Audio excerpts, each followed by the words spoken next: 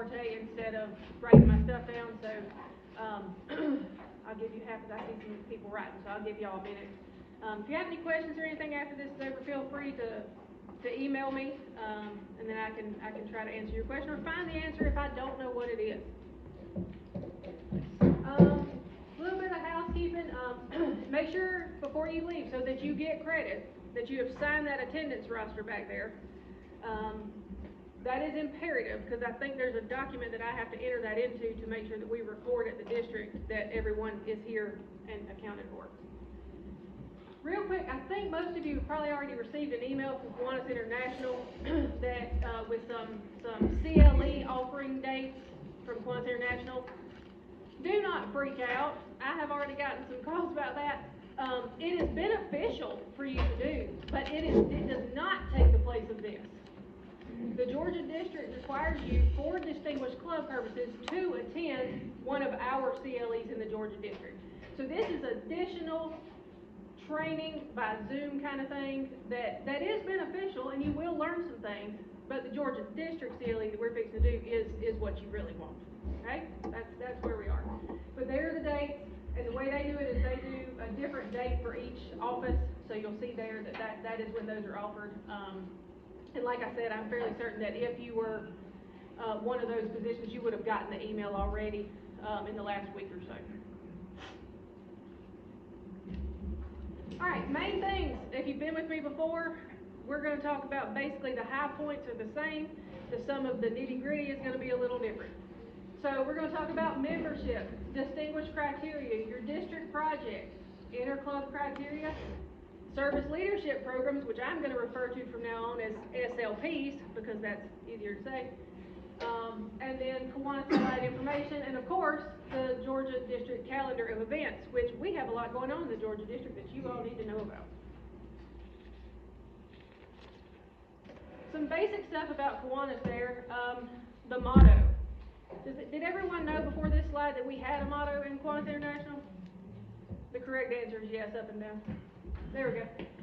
But serving the children of the world is the motto. I've heard it referred to, and sometimes I commonly refer to it, and I say serving the children of the world one community at a time. That kind of just puts it in perspective that you were doing things in your local community that have a larger impact. Defining statement of Kiwanis. Global organization of volunteers dedicated to improving the world one child and one community at a time. See, they added in there. You can kind of stick it on that motto, and it works out too. Vision statement, positive influence in communities worldwide. I won't read the rest, but that is our focus. That is what we are trying to do. We as local Kiwanis clubs in our communities, our goal is to come together and for a worldwide vision, but we are doing that one community at a time. Leadership guide, used 2 years ago, and yes, I'm old enough to remember those days, where there was a paper leadership guide where that young fella right there would be on the front of the booklet for you. I am thinking that those are no longer the case, which is actually great, because if they update something, you don't have to try and find a new paper copy. You can just go to this fun place online, and then it's updated. It's there. It's fantastic for you. So I encourage you to scan that link. Yes? It doesn't work. That doesn't work. David? You go to the website, you go to the Kiwanis One website and just Google leadership, or just do the search for leadership guide, you can access it.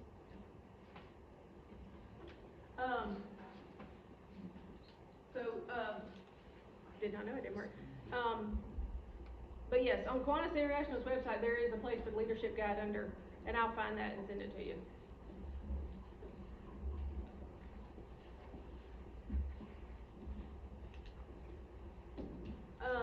Leadership guide, though, in it, there's a wealth of information.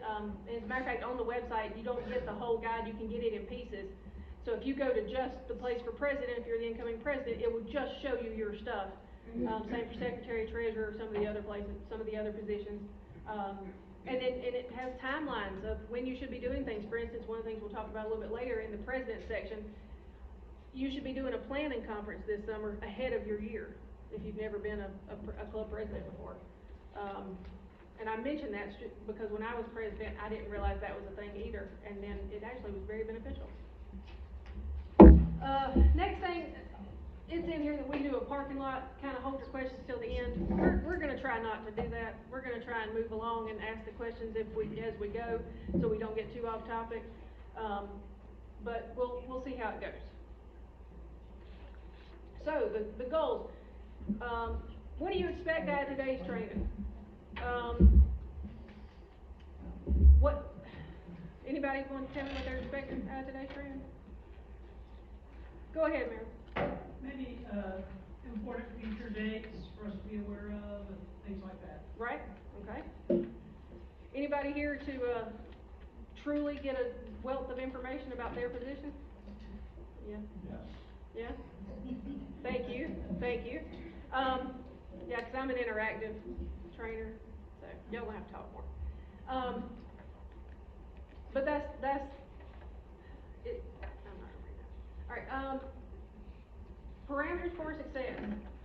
Improve the club experience as measured by member satisfaction. How many clubs do member satisfaction surveys in your club? That's what I thought. Maybe one, two. Okay. My club has done this before. If anything, it does tell you maybe what your club members don't realize is happening behind the scenes, and they don't realize that there is a whole background of Kiwanis International kind of rules and structure. But nonetheless, it'll kind of give you an idea of what you probably should do to make your meetings better, or what they think they want to see to make things better. Stabilize and increase your club membership. That's another thing. We always, in the Georgia district, we always push the whole +1. You want to end the year at least +1, like that's a goal. Increase club participation at international and district events. I can't stress this enough, y'all, because we are doing great things in our communities, but a lot of times we are not sending people to the international or the district events. And when I say events, I don't just mean convention. I mean, we do a mid-year training in March that, yes, I am partial to because I am the training chair at the moment. But the point is, like, we need more people to go to these things because we are trying to give you the knowledge. We need the people to come to the things. So that is, I'm going to stress that a lot. Support the service your club does in the community, including your SLPs. So you have some clubs that tend to be more on the heavy side of the meet and eat and social, and then you have some that are heavy on the service. And we have both kinds of clubs in the Georgia district. A perfect club, I suppose, would be a hybrid, where you do your social events and you also have a bunch of service in your community and letting everybody know that Kiwanis is here and this is what we're doing. So try to get a good balance there. That's going to make your club successful because you're doing, so to speak, you're checking all the boxes. Let's see. So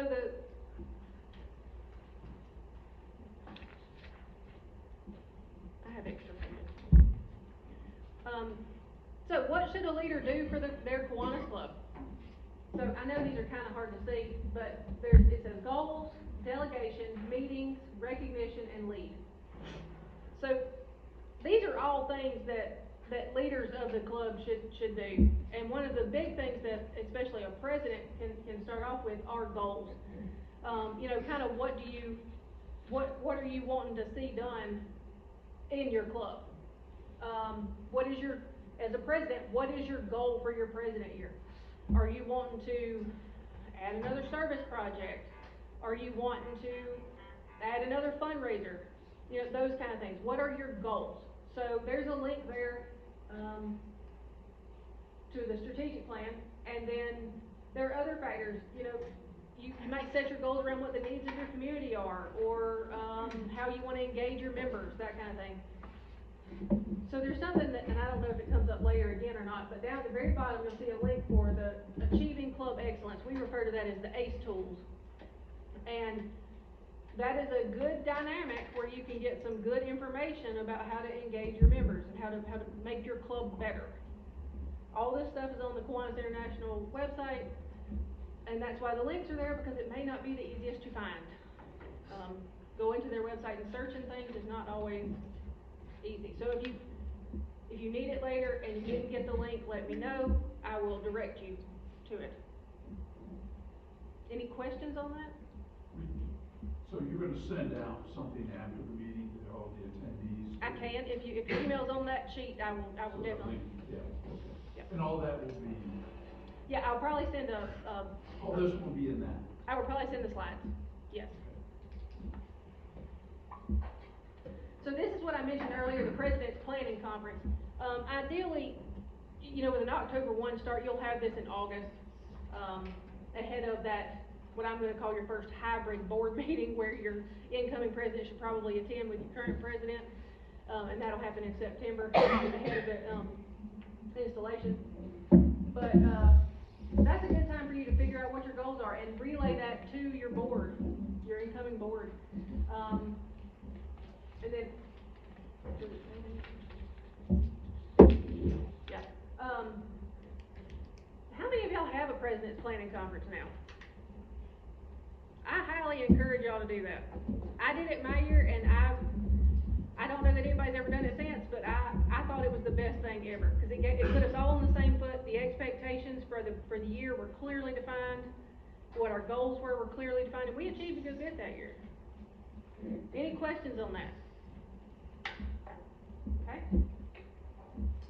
Delegation. Now this is key, because a lot of times people get into these leadership positions because they are doers, and they're not real good at the delegation part of it. So you can't do it all yourself. You can't set forth and decide that you're going to do everything yourself. You have to have a team beside you that you can delegate to that will also get stuff done.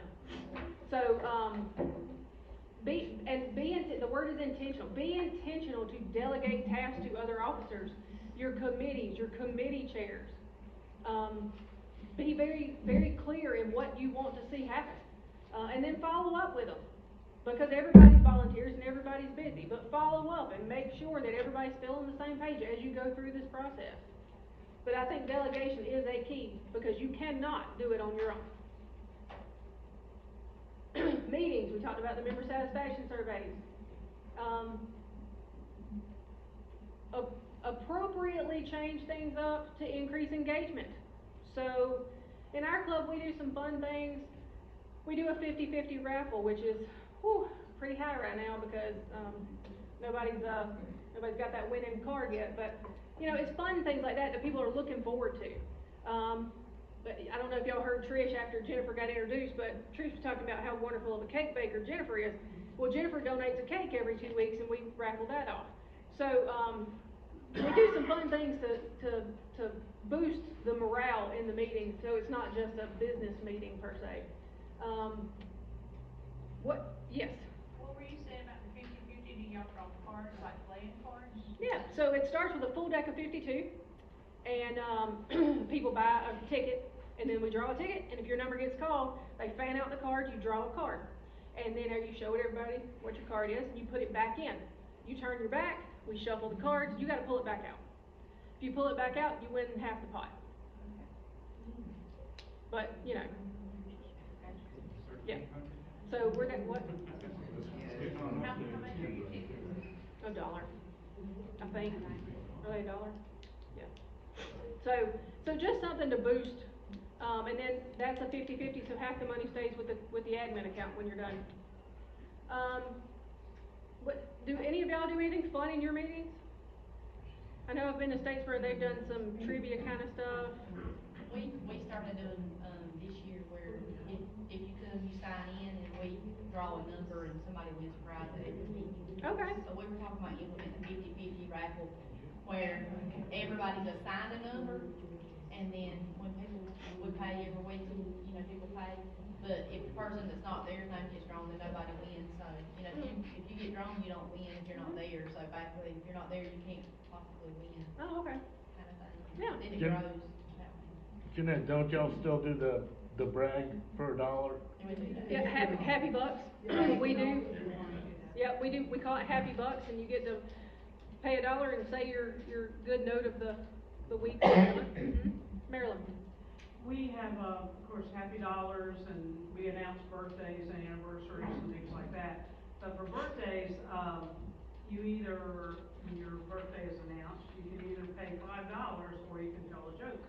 Has to be a clean joke, nice joke. And if everybody laughs, then you don't pay your $5. Huh, That's nice. fun. That is fun. Yes, ma'am. I was just gonna say, we do the Happy Dollars too, but we decided to call ours Kiwanis Cash with the Okay. change in the spelling. Okay. More fun. All right. Anybody else? Yep. We do a 50-50 also, but a couple of weeks ago, one of our members decided it's his program night, he was gonna do a Trivial Pursuit type thing. And Okay. he had all this trivia, and he had prizes for different stuff, and it was a lot of fun. Neat. Okay. That's a good spin on some fun program. That's neat. Okay. Yes. One thing I did this year was I took our fifth Mondays. We meet usually at noon, made them a night meeting, covered dish, and had time for people to bring in guests and just socialize. One week I brought in our community band and we did a concert for the group. And every meeting though, when I start, I give a little trivia for the day, what national day it is.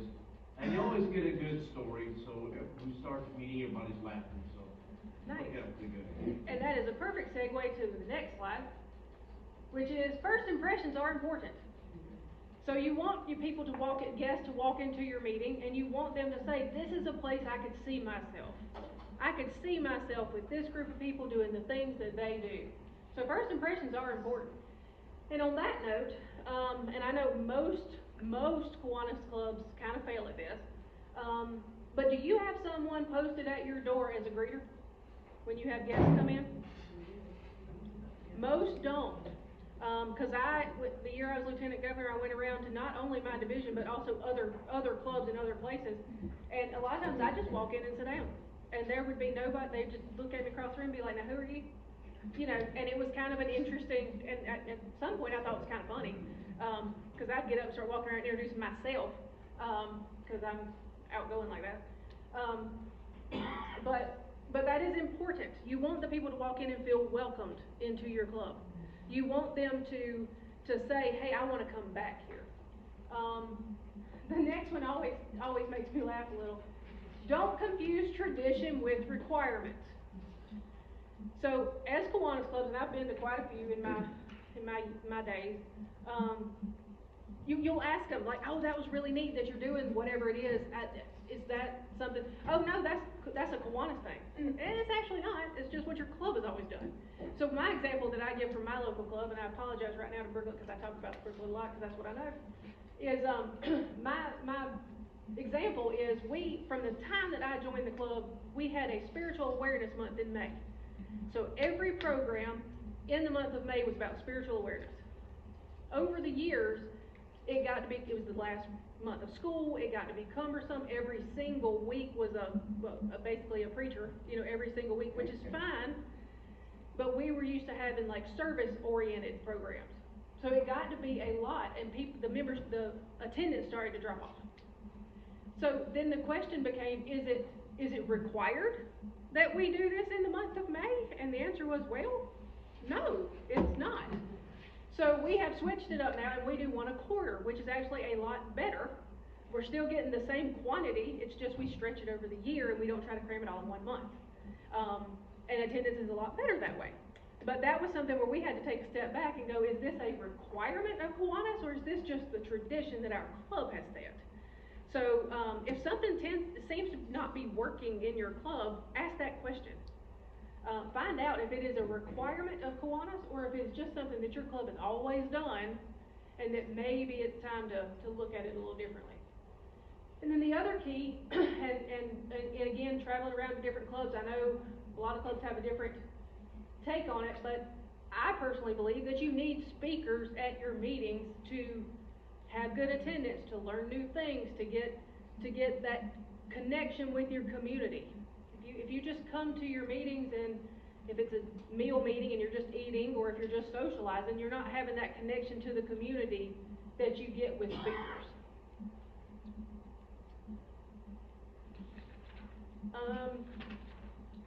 So another thing is to keep the meetings member focused.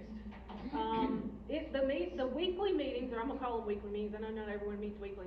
But those are really for your members. That is a time for them to come together and learn from the speaker, or do club activities, you know, like your raffle or your happy bucks, or, you know, that kind of thing. But club presidents, possibly secretaries, depending on how your club does it, have an agenda and respect the start and end time. I chuckle because we have a member in our club who is the timekeeper unofficially, and we'll sit over there and go, okay, it's time. Like, you gotta start wrapping it up. Like, you know, but that is important, especially in a lunch meeting. If you're meeting at lunchtime, you know, people gotta get back to work.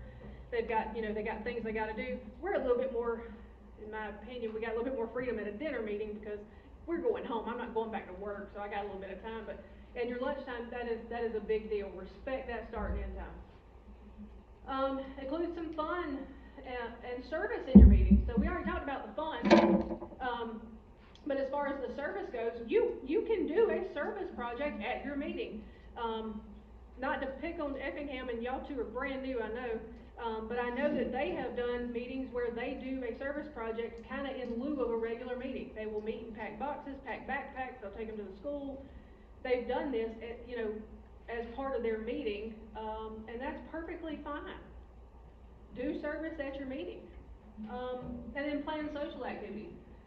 I don't know what some other groups may do. I know my club has, we went to a Georgia Southern baseball game as an extra social activity. That's one of my favorites because I'm a huge fan of that. But plan some social things outside. But it doesn't fall under service, it doesn't fall under fundraising, but it's a social activity that you can do outside of your normal club meeting. Another big thing that sometimes goes by the wayside when you get busy is recognition. All your members need to feel valued. Every single one of them. They're all important to the community. They have taken the time to invest in your Kiwanis Club. They have taken the time, and usually their money, to put into your efforts. So take the time to make them feel valued. Whether that's with a formal recognition of one of the awards that you can give them from Kiwanis International, or I know some clubs have, and I don't know the particulars, but I know some clubs have made up their own awards within their club, just sort of fun ones, and they give awards for that. So just do something to make your members feel recognized, and then it could be something low key. Like I know we announce once a month. If your Kiwanis anniversary is in that month, we announce it, and depending on what year you are, you may get a little gift certificate to a local restaurant. You know, just something to make you feel valued as a member.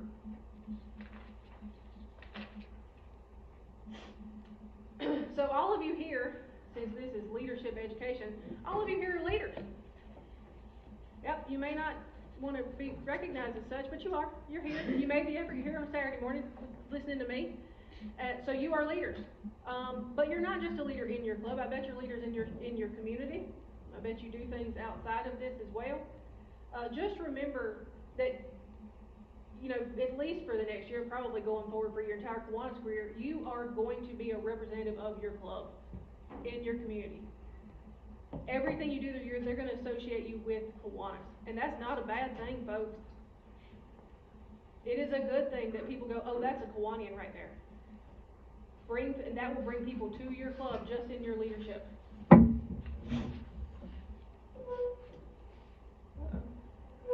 we go. So, committees. Do y'all have committees? There we go. We're starting to talk to me now. Y'all woke up. Do y'all have, okay, my thought of a standard committee: fundraising, membership, what else do we have? Special events. Special events, maybe? Education. Education. SLPs. Membership. Housekeeping. A housekeeping committee. They might need a whole club. I mean, They do a lot. Things ready for lunch on That's Thursday right. and all kinds of. That's right. And depending on the size of your club, that's a good point, because Statesboro's a lot bigger than, say, a Brooklet. So we may not have the manpower to have a whole committee for housekeeping, but we have a subcommittee, so to speak, that possibly tries to help. So depending on the size of your club, you may not have all these. I do believe personally that there are some key committees that you just really need to have. Service, fundraising, membership. We tacked on a spiritual aims because that's important to our club. So we have a spiritual aims committee. But we do have the subcommittee of hospitality that tries to help out with some of that. But there's a whole list of committees here. Public relations is another big one. And I'm just gonna venture out and say that could make or break your club. Because if the community doesn't know what you're doing, then they don't even know that you exist sometimes, depending on your community and your town. So, public relations, service, fundraising. SLPs is another big one. That's a subcommittee for us because we're a little bit smaller. Any other thoughts on committees? Questions? Is there anybody here that does publicity? Any PR committee people here who have done it? Well, we have Tim? folks that photograph all of our speakers and upload it to the paper and Facebook, that kind of stuff. Jennifer, I think Tim's done it in Swainsboro. You wanted to hook up with Tim? I was just wondering where all y'all put it and how often and things like that. We're kind of struggling with that right now. Well, ours is kind of different. You know, I take minutes of meetings and we do a bulletin. I write a bulletin, it goes out to the members. The bulletin will go to another member of the PR committee who writes an article for the newspaper. He sends it into the newspaper, sends it to Alexia. And then I do take pictures, and most of the pictures, they don't like my camera. They want me to pick up a cell phone. But anyway, and that's all, it all goes out and it gets distributed that way every time we have a meeting. And every time we have an event, I'm there to take a picture of that, and we get a story about that. But then that can be an all-encompassing job. So it sounds like they have a committee of folks that do different pieces of the puzzle. People. Okay. Yeah. It's 4 people. We have a website too that's got all of the bulletins that we've done in the past 4 or 5 years, and so we've got that. It's a documentation of what we do. You can go on that website. We had a little bit of an issue with Facebook, and we've gone. The original Facebook page has had to go private, and it is no longer with our club. We have a new Facebook. But there is a website that White Block keeps up, and it's got everything that we've done, in the past couple of years. And, but it's a 4-person team. And we have I'm in charge of the bulletin. We have one person in charge of putting the thing in the newspaper. We have one person in charge of Facebook.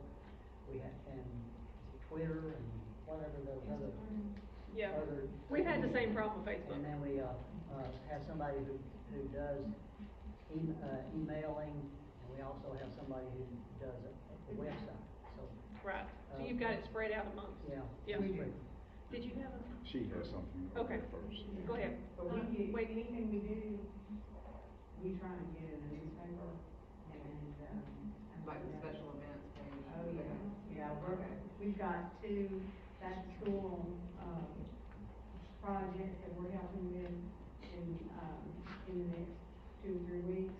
And then also we've got, we're donating to a lot of different organizations, but we're also doing cotton candy and popcorn for them. So we don't just give them money, we actually, help them out. Marilyn? Articles you send to the newspaper, is there a charge? Not for the photos, but the articles.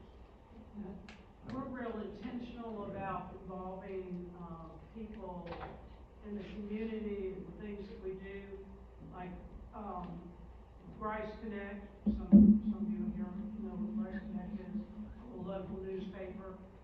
He's always invited to our meetings. He knows what our programs are, so he can come photograph people, like we had the Coach Helton, week before last, the Georgia Southern football coach. So we're real intentional about involving those people in what we're doing. When we have the fair every year, and we have the pancake house operating, we have all the presidents of all the universities come, and there's just a great photo op that makes it to the newspapers, lets people know what we're doing. So, you know, sometimes it's not just what you go out and do, but involve those key players in the community and what you're doing. That's right. Janine? I was just gonna say, are they sending that to Alexia so that she can pick and choose for the online? I think Swainsboro definitely does, yeah. Yeah. I think it goes to Samantha. Yeah, it depends on what it is, I think it ends, I think it It gets ends forwarded up to with Samantha, Samantha. yeah, it ends up with Samantha, so she So can do we're it. not required, but it's a good idea if you want to. Yes. Club out. Yes, if you want it to be in the, is it called the Kiwanian now, Georgia Kiwanian? Yeah, if you want it to be in that online newspaper every other month, then yes, Well, you we gotta send can it there. blame the district for that because they said, you people don't send us anything. And Now now we we send send them them everything. too much. Yeah. We sent out a meeting announcement about the speaker and what they're gonna be talking about. And it also goes to the chamber, it goes to the newspaper, it goes to the radio station, and they know they're invited to come anytime. And if someone can't make it from the newspaper, we take pictures and then send it in. So we wanna make sure they're all covered with that, cause we all work together on the projects. Also, we network with the public officials and the Chamber of Commerce to get our information out. We always invite a public official to adjourn our meetings to let us know what's going on in the community. What we can and network with the Chamber of Commerce and the school board. I gotcha, that's good too, the chamber's a good option. Yeah, if there's anything going on in the community, be involved with it. We had a moving tree that was planted, at our former center at East Georgia State College, and we were, you know, a lot of the Kiwanis members were on the tree committee, so we were there, and, we actually, Wake Rock Georgia, some of y'all may know Don Berryhill. They're the original, moon tree, the first moon tree that was ever planted in Georgia, was planted in Waycross, Georgia, at the, what's that called? Risa. Yeah, Okie Risa. So, be out there, you know, with things that are going on in your community, and it's. And we got some of the credit. We did. Some of the credit, the Kiwanis Club got some of the credit because there were enough Kiwanians there. Gotcha. That they saw us in the picture and we got some of the credit for planting a moon tree. Yeah. And the lady from GYSTC who actually planted, you know, got the tree, one tree in Georgia, was planted in Georgia, and that was planted in Swainsboro, Georgia. And, you know, she did a presentation, I mean, great job, so find something exciting in your neighborhood and help them out. So it sounds like they've got a good handle on having a PR committee, so to speak, and they've got enough folks on that committee that they can kind of, each person is kind of responsible for something else. But if you didn't have that, you may have to have something like a special committee. So that brings us to our next slide here, where we are talking about special committees, and does your club have any special committees? So my club's a little bit on the smaller side, I think, and we don't necessarily develop special committees, but I know like a Statesboro has a fair committee and a rodeo committee. Those are separate committees just for those gigantic projects that they do, or fundraisers that they do. My club on the other hand, we have like a subcommittee underneath fundraising for poinsettia sales. Because that's our biggest fundraiser and it's a big endeavor. But the people in that subcommittee kind of have their own little niches and things that they do just for the poinsettia sale. So some things to ask yourself about a special committee would be, is it just for a task that's going to be completed this year? So we did have a special committee that was developed the year we're in for our 75th anniversary. We did a subcommittee, special committee just for that, and yes, it ended, so we won't have that again next year. But like our poinsettia is a subcommittee that happens every year. It's just, those special committees are kind of for those things. And then, do you see any need to have an additional committee coming up during your president year? Is there something that you think would benefit from its own committee during your president year? Are there any of your committees that are broken? I know that's a tough one. But are any of your committees broken? Do you need to fix them? Is it not worth fixing? I know you don't wanna hear that either, but it's possible. It's possible you might need to revamp that and change it up and see what's going on, cause some committees are valuable, but maybe they're not functioning properly. So maybe you need to take a look at that. And every club is different. So, does everybody have a board of directors? Please say yes. Yes. There we go. Yes. That is the right answer. So every club should operate with a board of directors. The president's role in that is you are gonna oversee those board meetings. Number one, you're gonna oversee those. You're gonna make sure that that meeting runs efficiently, appropriately, and hopefully within about an hour, because you lose people after an hour. Speaking of which, have I lost you yet? No? Okay.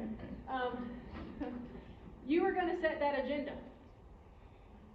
Yes, the president sets the agenda, which means before, probably about 2 days before your board meeting, it is completely appropriate to make sure that you have everything for the agenda and you send it out at least to the board, possibly to your whole membership, because board meetings are open to your whole membership. They can't vote, but they can attend. Remember that. If you have to have a special board meeting, a called board meeting, you would do that. You'd call the board meeting. Now I'm gonna tell you, you can't just show up to your regular meeting and say, we're gonna have a board meeting immediately following. That's not appropriate. I'm just gonna tell you, that is not appropriate to do. You need to give notice. You need to let people know what's happening. Establish goals for the club in consultation with your board of directors, which align with your strategic plan. You see how we're tying in those things we already talked about here? Strategic plan, president's planning conference, board of directors, it all ties together. Everybody has to work together. That's part of that delegation too that we talked about. As president, you are gonna serve as an ex officio member of all your committees. You should know as president everything that's going on in your club. You don't have to do it, but you have to know about it. That is part of you being president. So what is the purpose of the board of directors? You make sure that the operations of the club work smoothly. You lead the club initiatives, no matter what that may be, and you create and uphold the vision. So your board of directors makes the decisions for your club. It approves the things that your club is going to do, whether it be a fundraiser or a service project, or even if you're going to have a 50-50 at your meeting. Your board decides that. And then at your regular meeting, you have the regular meeting that your board decided on, where you talk about the service project that your board decided on. So your board of directors decides the direction of your club. It's a really important role, being on the board. A little bit of the structure of the board. Of course, you got the president, president-elect, immediate past president. You can have a vice president if your club has that. The treasurer, secretary, and then all the other directors. So I often refer to this as officers and directors, because that confuses people when I talk in other terms. So your officers are those elected positions that are a position title: president, the president-elect, immediate past, vice president, treasurer, and secretary. Those are your officers. And then your directors are the others. Now your bylaws will tell you what those directors will be. I believe our bylaws state that we're going to have a fundraising chair and a service chair and a spiritual aims chair, and those all serve on the board. And then we also have at large. So you have officers and directors, and they all make up the board. Any questions on that? Nope. Okay. Good. So your board meetings, like I said, your club members are perfectly welcome to come to your board meetings, but they have to know about it to be there. And you want to be transparent. You don't want to have board meetings that you don't tell your members about. That's not right. So make sure that you let the members know that there's a board meeting, and give them the opportunity to attend if they want. Now, with that said, how many of y'all let your members know about your board meetings? Good, good. Now, how many of your members actually attend your board meetings? Yep, same. You know, but it's there, they can if they want to. So, and there again, your board meetings, you're gonna have a format and you're gonna have an agenda, which your president is gonna do that agenda. So, this is a fun one, and it's just semantics, but installation versus inductions. They're two different things. You're gonna install officers in September, October, and you're gonna induct new members at whatever interval your club decides. So some people wait and do it once a quarter, once a month, whatever. We tend to do it in my smaller club right after the board meeting, whenever the people can show up with their families. You know, we induct members whenever we can. But that's another thing your board does, just to mention, your board has to approve people into membership, so that has to be done before you can, okay. So, this is a good talking point, and I always like to ask this one. What traditions does your club have for your induction of new members? I just like to know what people do. You, go ahead. We read them the six object Kiwanis. Yes. We do First. too. Yeah. That's fantastic. I love to see those included. Go ahead. And we use the script that's provided to everybody, but then we also add comments about them, and we also bring up their sponsor to actually hand them the pen. And, yep. And but we usually wait till we get we order every member a new badge. a thing from Kiwanis, the official badge, which I don't have on. And we hand them the badge. I got you. And they don't take the old one that we give them temporarily and replace it. But anyway, we do involve a sponsor. I got you. Sponsor. And so I guess that's basically, and we do it when it's at meetings. Yeah. Us We too, used yeah. to do it during the installation. We install the new members at the same time. And I think you talk about an hour. Most of us have members that about an hour is about all you can deal with. And sometimes these installations can be long if you if you recognize a lot of members and things like that. So we try to keep it short, simple, direct to the point. Talking about the name badge made me think, I was doing a training last year in a whole different division out away from here. And they said one of those clubs, it was kind of nifty, and I don't know if y'all would be on board or not, so I'll share it with y'all.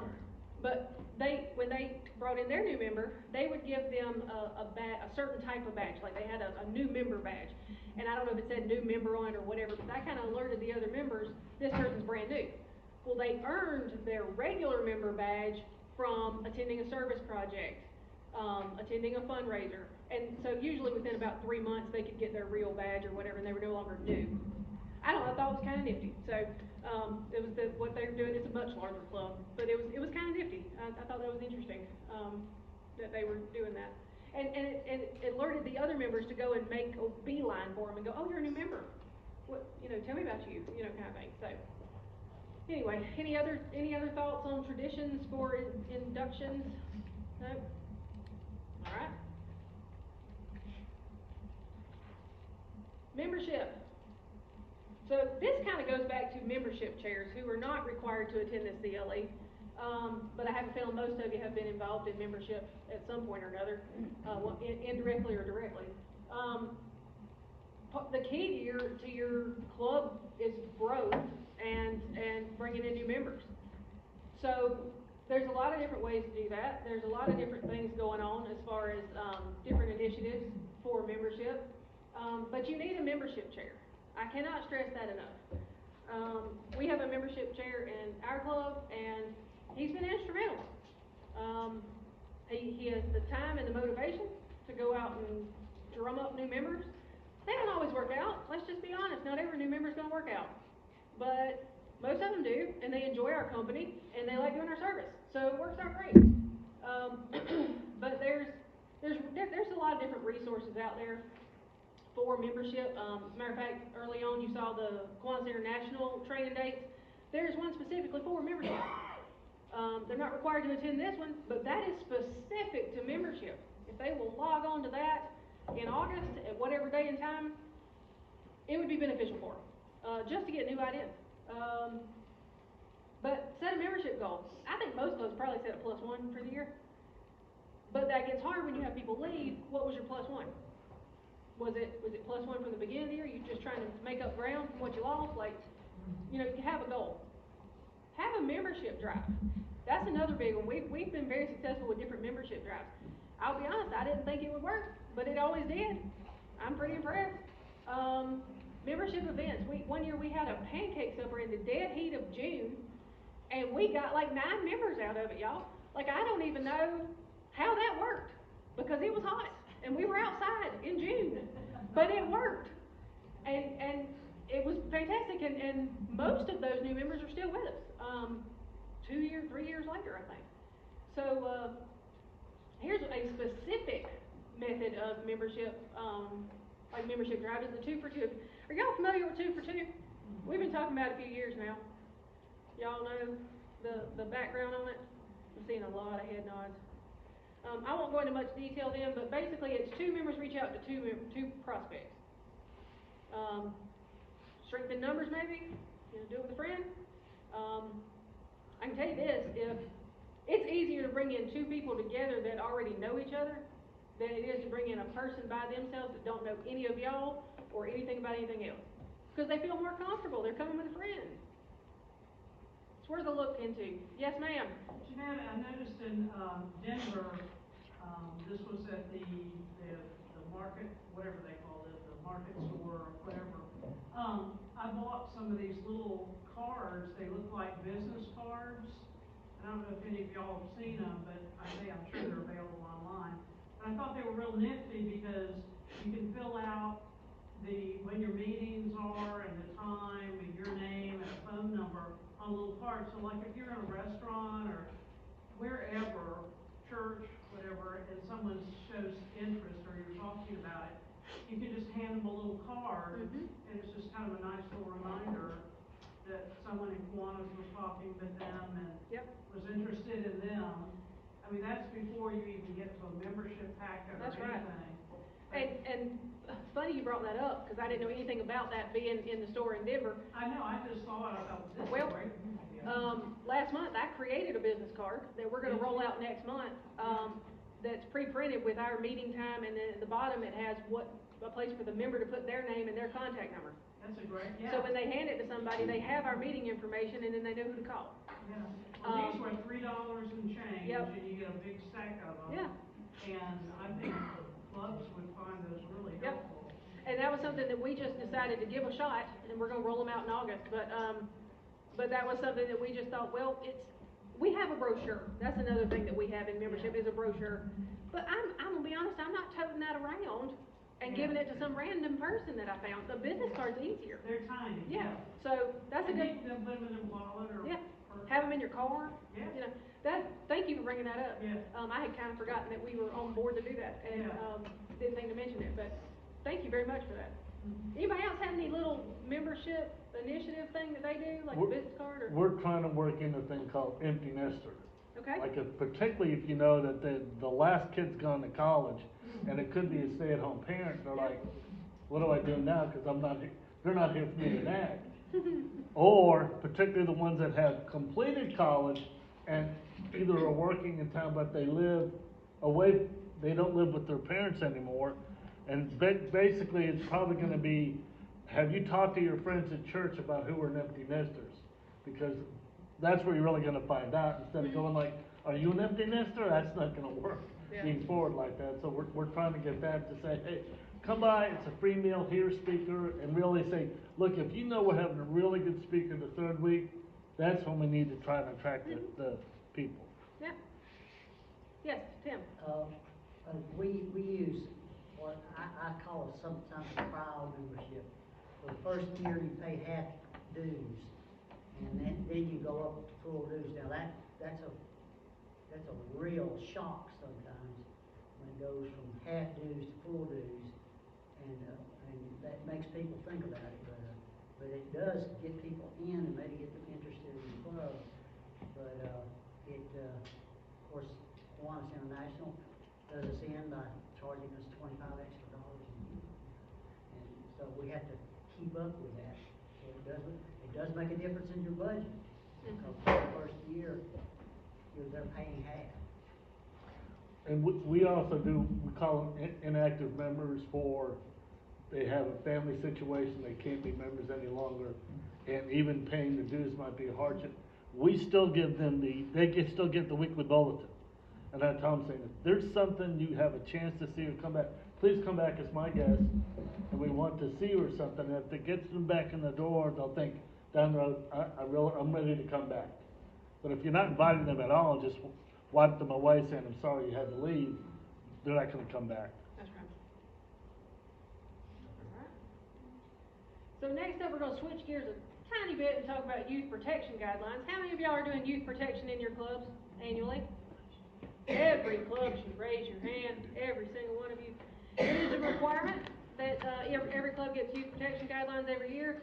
The information and resources are on the international website for you. Ooh, I got ahead of myself. Resources are out there for you on the international website. Background checks are another big thing. Are y'all all doing background checks before membership? Yep. Most everybody, possibly not everybody, but a good majority. Okay. So the background check is not required, but I highly recommend it. And if you can and if it's possible for your club to implement it before or like at the time that somebody's coming into membership, it just makes everything easier. Membership background checks are good for 2 years.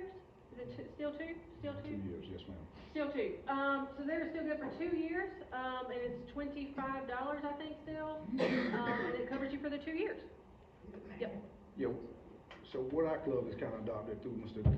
Dennis is that what we do is we make sure all of the officers do background, mandatory, and then, of course, our chairs of whatever events like the bugs and things of that nature, they make sure that, because it's a program that you have to go through the school as a background as well. So anything that we encounter with our kids, the Boy Scouts, or anything like that, any kind of encounter with them, we make sure they have the That is perfect. If you are going to be, so your secretary should go on the dashboard if you're going to be the club advisor to a SLP, and you have to have a background check to do that position, to be in that position. So branching it out to the Bugs or Terrific Kids, or if they're working with the Boy Scouts, that is fantastic, because it's the same sort of thing.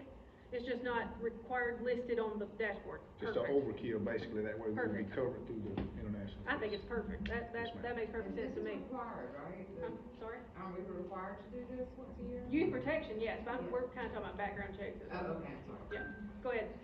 One thing you do have to understand though, if you get one for Kiwanis, it doesn't count for all the other people. Everybody does their own.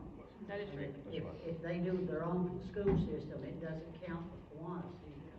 And that is accurate. My husband's a scoutmaster with a Boy Scout troop, and by extension, I'm a merit badge counselor. So I have done YPT through them and also Kiwanis, and I'm sure something else will come up, and I'll just do it again for something else. But that is accurate. Yes. That's right. Any questions on youth protection? If you're doing it annually, you're covering one part, but background checks are another big thing to stay up to date on.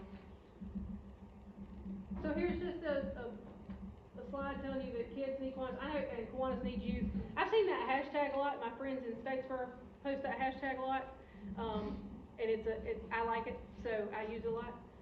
Do y'all do it too? I started adding it to emails. Yep, I love it.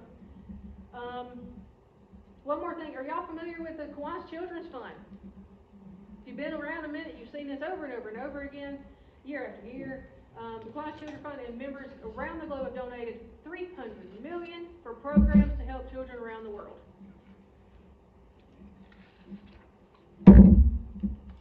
We were talking earlier about the objects of Kiwanis and new member inductions. Just wanted to mention that here they are. Yes. Did you see the newest thing? I have the not. Possibility Project? I have not seen Has that. anybody else gotten this? Yeah, so there's a new project. Okay. You haven't seen it? I have not. Okay. We just got it in the mail. Right. So this is, looks like book bags and, back to school. They're really kind of focusing more on kids now. U.S. children are food insecure. Low-income families own no books. youth leaders have a greater chance of pursuing higher education. So this looks like the next project. Okay. Yeah. David, did they happen to roll anything out at convention about it? Of course, if you've been in Kiwanis for a while, we've had two prior worldwide service projects. IDD was back in the mid-90s, and then the Eliminate project was, what, Byron, 2014-ish, somewhere around there. So, the powers that be, Kiwanis International, have put off trying to do another worldwide service project. The Possibility Project, essentially, it goes to every individual club. It's like micro grants that can be set up through that. So essentially what it does is the Children's Fund offers opportunity. You already have a matching grant program, but the Possibility Project is a little bit easier process to get funds to your local club. So that's an area that Kiwanis is trying to address, trying to make more of an impact. Of course, we're a worldwide organization, but trying to make a more impact to local clubs so that they feel that connection. So that's essentially, the Cliff Notes version of the Possibility Project. And like everything, I think that little brochure Cheryl brought up, not only does it provide information about what they're doing, but it also asks you if you're willing to make a donation. So, but as of right now, there's nothing. There's nothing that anybody is requiring. It's just an aspect of the Children's Fund that you could donate, like you used to could donate to IDD or to Eliminate. Now you can make donations to the Possibility Project. Gotcha. Thanks, David. So, back to the objects real quick. I'm not going to read through these. I think everybody is fairly familiar with them. I know we read them at our member inductions and whatnot. But just wanted to note here that this version of the objects has been around for 100 years this year. So they adopted these 100 years ago, as of 2024. Now we're moving into the nitty-gritty of what you all really came to hear, Georgia District, right? Yes. Yeah. Okay. So we're going to talk a little bit about the Georgia District now. And just to give y'all an overview of who's who in the Georgia District for next year, David Simmons, who is in our presence today, the next governor. The governor-elect is Barry Gardner. The district executive next year is going to be Alexa again. Woo! All right. Lieutenant Governor, do you know who the Lieutenant Governor is going to be next year in your division? 17. Good old Chris back here. 4. Lane is back there. And I don't know who 9 is. Jackie, Hatcher. Okay. So everybody knows their next year Lieutenant Governor. That's fantastic. All right. And just so you know, Chris had packets for all the clubs back there.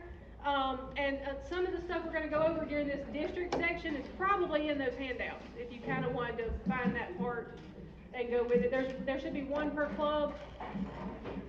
All right. So next up, we're going to talk about the district goals. As a district, our goal is to open at least 8 new Kiwanis clubs in the district. Y'all, 8's a lot. And I can tell you that firsthand now.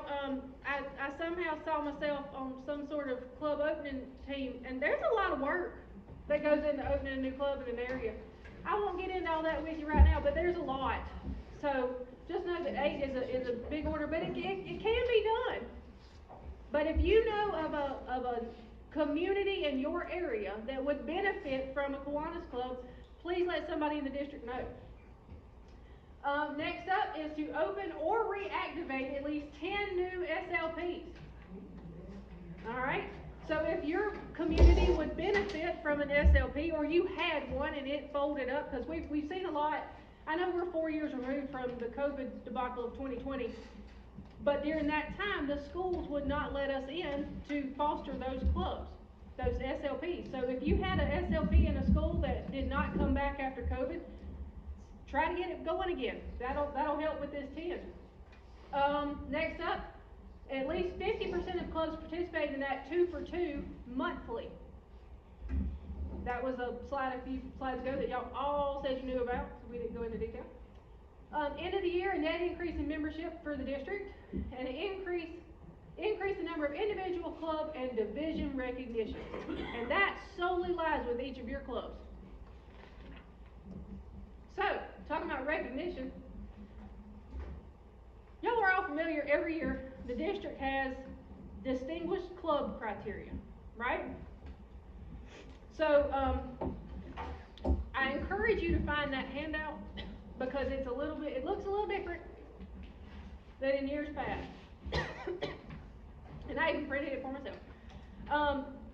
So if I understand the distinguished club criteria correctly, there's actually like 2 tiers, I'm gonna call it. And the first being distinguished criteria, kind of what you're used to. On your handout, you'll see boxes that you check, and if you complete everything on this, you are a distinguished club. This is the one you're striving for. Okay? Distinguished club criteria is what you're trying to go for as a club. If, by chance, if I'm understanding this correctly, and David's here so he can help me, if by chance you're not going to meet those distinguished club criteria, there's something called ascending club criteria. That's another handout. So if you're not going to meet distinguished criteria, you can do this point system on the ascending criteria and possibly achieve ascending criteria or ascending club if you get at least 58 points on the ascending. Okay, is that clear as much? What y'all want to talk about that? We good? Tell me if we're not good, because this is new and different. Don't come up in 3 months and go, I don't know what we talked about. I don't know. All right. Y'all all got it. There are no questions. That's what I'm hearing. Now is your time. It is not done because this is new. Question, on the inner club, are we to attend one inner club or? Great question. And there's another slide coming up about that, and we will go into depth on inner club when we get there. Perfect question. Thank you. All right. But as far as this distinguished and ascending, as far as what's happening here on these forms, y'all got this, right? Yes, ma'am. Could you show us which one's the ascending one? Because we were having some. It's on the back. It's on the back of. On the back of the other one. So the distinguished is 1 page. She might be. No, not that one. There's 2 pages, you might be missing a page. Chris, you got it? The distinguished form is 1 page, and ascending is like 3 or 3. 2 pages. Or 2. Got it. I done fixed up my paper. All right. Have you got it, Rosie? Rosie, you got it? Okay, good. All right, so we're going to move past that for now, and we're going to move on to the next part of this, where we're talking about the district projects. Now, the things we're talking about now are things to do to achieve distinguished or ascending. All right? Everybody with me on that? We're now talking about some of the pieces of distinguished and ascending.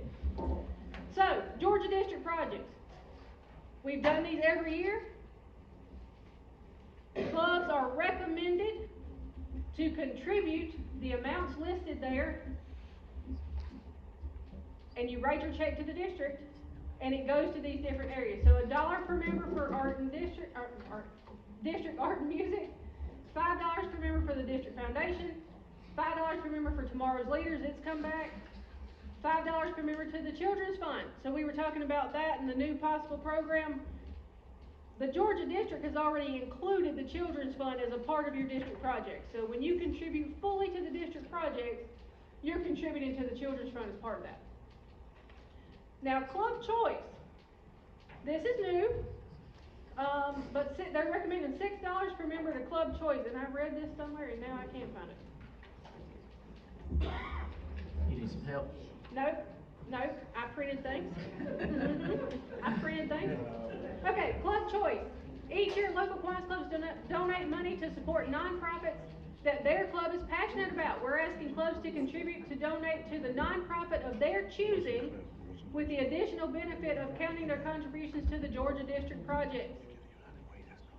So, I can equivalent this to the year that Byron was governor, he chose first readers as his district project. My club was already contributing, we'd already been doing that project. So we were grateful that it was something we were already doing, we just shifted our donation to the district instead of the other way. So this year, the club choice is $6 per member to something you choose, and then it will be counted towards your district projects in the district, correct? Yes. Yes. Okay. So you don't send that money to the district, you send it to the. Go, David. Two things are going on here. First off, part of the reason for the change was those first four things: District Art and Music, District Foundation, Tomorrow's Leaders, Kiwanis International Children's Funds. Those are all Kiwanis branded programs. So they fall under the auspices of Kiwanis. Now, we've had projects in the past, whether it be first readers, whether it be adventure bags, whether it be auditory verbal, whether it be Children's Miracle Network, whether it be Children's Healthcare of Atlanta, whether it be Georgia Sheriff's Youth Home, and many, many, many more great projects that impact children's lives in a positive manner. For me, as your incoming governor, it was a tough decision. I'm like, I can go one or two routes. I could either add all those, and clubs would just be paying a ton of money that they may or may not can afford. But I'm like, let's just group it under one thing and let that club decide what they want to do. Now, if you want to send $6 to first readers, fine, per member. If you want to send $3 per member to first readers and $3 to adventure bags per member, that's $6 a member. What you'll do, you will not send your club choice to Alexa. You'll send those first four to Alexa, but you just take a copy of the check that you're sending to whatever your club may choose. It doesn't matter. I mean, because here's the argument I heard 20 plus years ago in my club. Went to a board meeting and the president said, I don't want to give these district projects, I want the money to be used locally. Well, here's the answer to that. Art and music. How many people in here have a participant that goes to art and music? Anybody? You can. Macon does. Cordell does. So you can have a participant, and if that child wins, they can bring home upwards of $4,000. So it can impact if you participate. And I'm not talking about send a check, I'm talking about actual participation. District Foundation. How many have submitted a grant request to the District Foundation? Macon, you realize you can get $5,000 from the District Foundation. It's a matching grant. Who doesn't need $5,000 in their community? You know, everybody can, but we just have to ask. I've been on the District Foundation. Jeanette's on the foundation now. Byron has been on it. Tim, have you been on the foundation before? But we have approximately, we have 145 clubs in the Georgia district. You know how many grant requests on average we get a year? Maybe 10. 5, you know, so clubs are not applying. So when you hear somebody say, we want that money to go local, well, let's just say you have, and I'm going to do this because my math is quicker.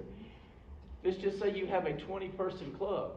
If you give $5 a member, that's $100 that you've donated. I'm not going to ask you, but you could get $5,000 back. How many years would you have to donate $100 till it adds up to 5,000? I mean, so you could get more money back than what you're sending off. Tomorrow's Leaders, who in here sponsors a Key Club or Circle K? Okay, that money goes to them. So once again, it's Kiwanis. The International Children's Fund, same thing, except their matching grant program is $10,000. So once again, this money can come back. You just have to do a little initiative to try to get it to come back. But I did want to allow clubs to have the opportunity to give what what your choice is. I wanted clubs to have an input in what they're going to give back. But remember, don't send that club, what do you decide is the club choice? Don't send that money to Alexa. Send it directly to them, but just make a copy. And when you fill out the form, because there is a form with that, so there'll be 3 things that you send to Alexa. The form, your check for the top 4, and a photocopy of either one check or multiple checks. If you pick, I'll pick on Statesboro because they're probably the biggest club that's present. How many members in the Statesboro club? 140? Okay, that's a big number. So if they said, well, we're gonna choose 6 different projects because we like first readers, we like adventure bags, we like auditory verbal, we like Georgia Sheriff's Youth Home, whatever, and then you send $640 copies of checks, that can do it because it still adds up to $6 a member. So you can be creative with that. I felt like I wanted to give clubs an opportunity to decide on their own for this. So that's how that came about. Now this may be a one-year thing. I do not know what Barry Gardner will do. Hopefully he will stick with that because I think it's a good idea getting clubs involved. And here's the thing. We probably average of the 145 clubs, we get somewhere between 105 to 125 that participate in the district projects. So also by doing it this way, because I'm a firm believer, those clubs that don't do the district projects in the past, they're giving something to somebody. I don't think there's a Kiwanis club out there that doesn't give money to something. So the thing I'll be telling them, you're already doing one. You know, you're probably giving at least $6 a member to something local. So think about adding one more. So my goal, one of my ulterior motivations is trying to get that number up from 105 to 125 to 145. So we'll see how it works out. Any questions about that? Did I confuse you more? Yes, sir. I don't have a question, I have a statement. First thing I recognize is it's a $2 discount this coming year than it has been. I did that too. Since I've been a Kiwanian, so, you know, that budget. Second of all, as your governor, the district projects has been described, all go to good events, plus they stay in Georgia also. Even the Kiwanis International Fund can stay in Georgia District, and here's how. You gotta apply for the grant. Tatnall County applied for the district foundation twice and got $10,000, $5,000 each time they applied. They also applied for the Kiwanis International Fund. They got $10,000 twice to do their programs down there.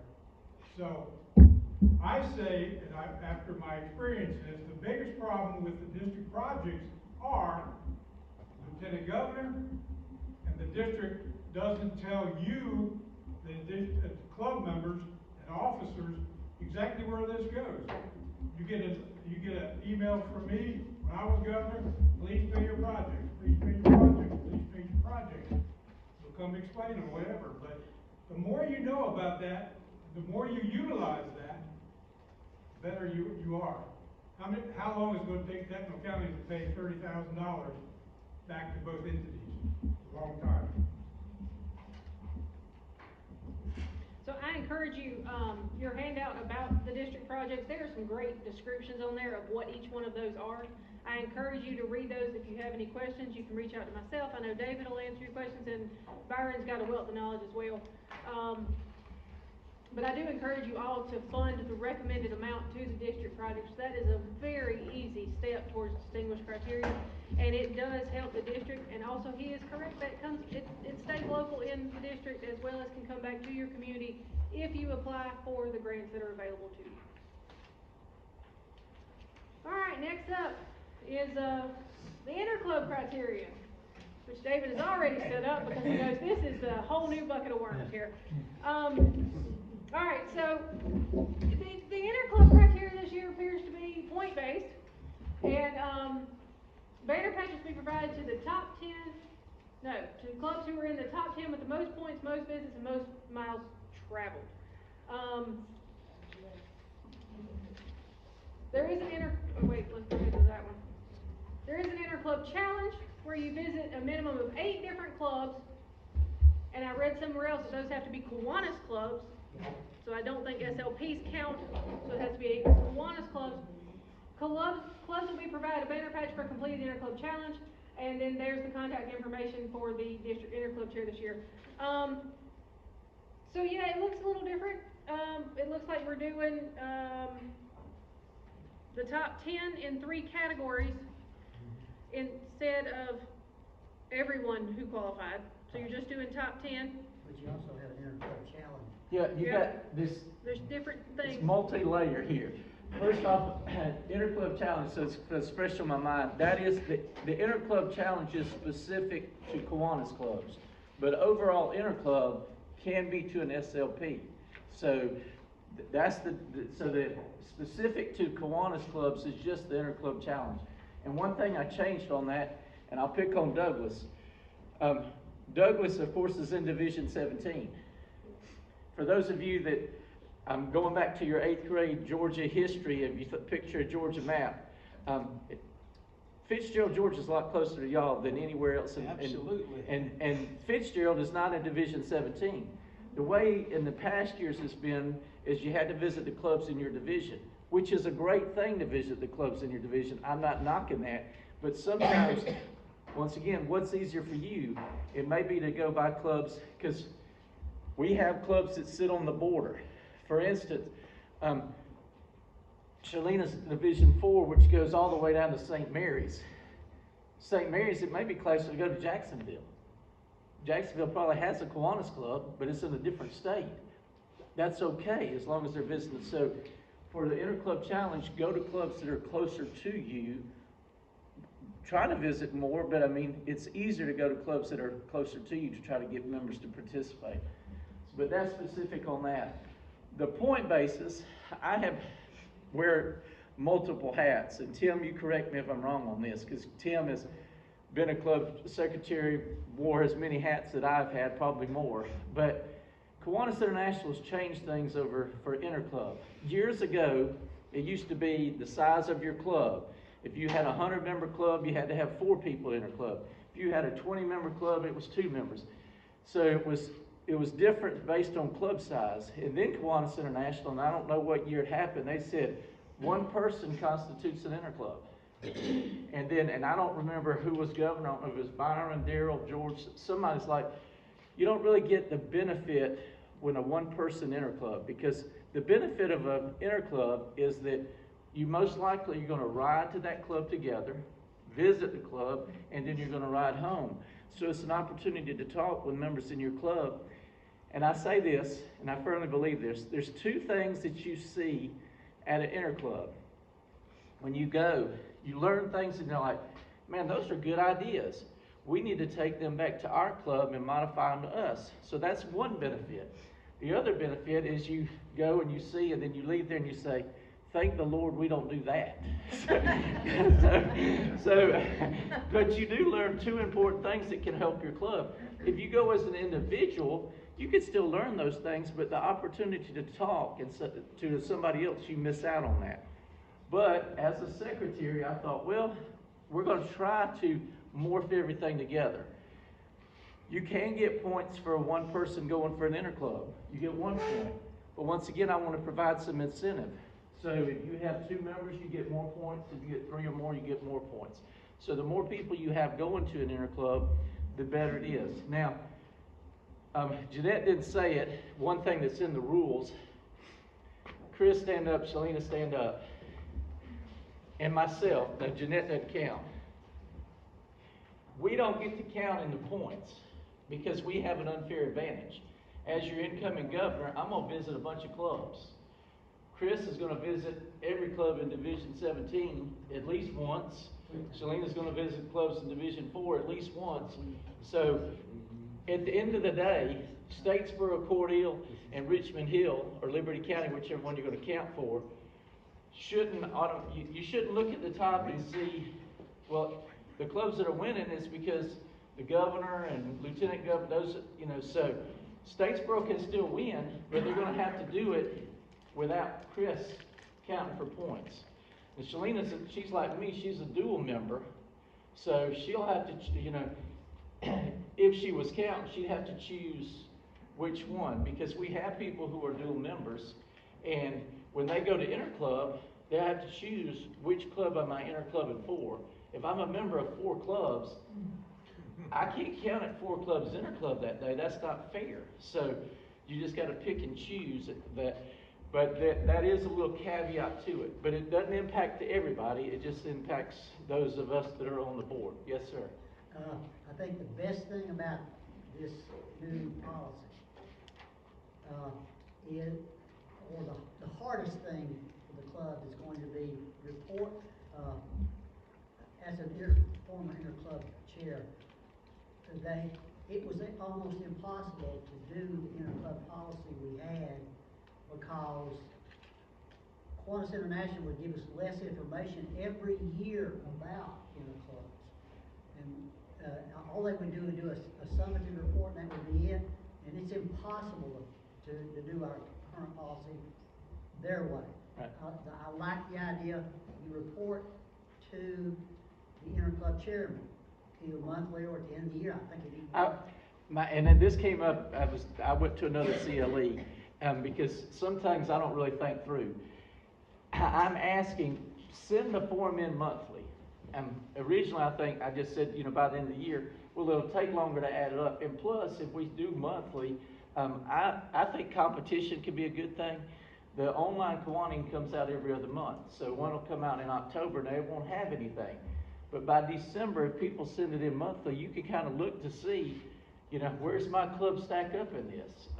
At least on the point basis. As far as the interclub challenge, probably won't have that in there, but that the back side of the form, it lists, you just fill it out. If you have a scanner, scan it in and email it to Bill Eichelberger, or take a picture and send it on that way. Just try to send it in monthly so that we can kind of have it. That would help us, so we're not having to compile all this at the end, but we'll kind of give you an idea where you stack up throughout the year. So, any other interclub questions? I hope, I see this as a secretary, from my perspective, it makes it easier in some aspects. Yes, ma'am. All right, the highest miles traveled. Okay. Whenever some of these people go to the international convention, is that considered mileage? No. Going from here to convention and back? No. That's No, not you don't count considered- mileage to international, because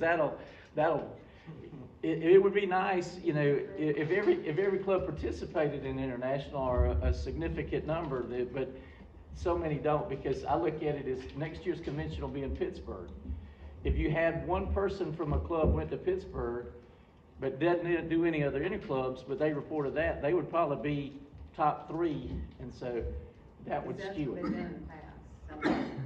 So, What about, so you're saying from, if we go to the Georgia District Convention, we can count that mileage? I believe the district convention counts, but I think if it doesn't say that in there, then I'll add that to it, that anything in the state will count, but international will not, because that's too much that skews the numbers too much. Yes, sir. One of the challenges is there's a particular club where one person goes to Europe every year and goes to a Kiwanis meeting, and they get the mileage between here and Europe. It has to be in state, is what Right. you're saying. Yeah. Now, as far as the interclub challenge, yes, it has to be in state, but if you've got clubs, and we have clubs that border Florida, South Carolina, Alabama, Tennessee, yeah, I'm gonna count that. But now if y'all in Swainsboro, if y'all decide to drive down and visit a club in Jacksonville, Florida, then yeah, I'll count that too. But let's just say work-wise, for those of us still working, say you're on a work conference and it's like, okay, they're sending me out to Portland, Oregon. And while I'm out there, I'm gonna visit a Kiwanis club. We gotta keep it within reason that you just so happen benefited to visit a club. Now, you would count that on the points, but don't count that on the mileage. Because you have to think, that gives somebody an unfair advantage, and that's what I'm trying to eliminate. So, I say this all the time, and it may not apply to this. This was my hope. I worked for the government for 30 years. And I make the joke, it's kind of like Elvis left the building, common sense left the government a long time ago.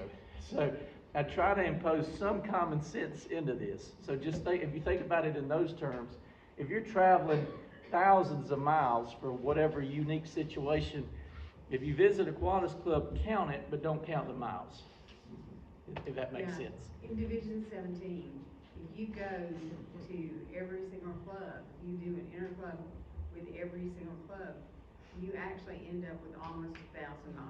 I bet. Yeah, we have some big divisions geographically wise. Yeah. Yeah.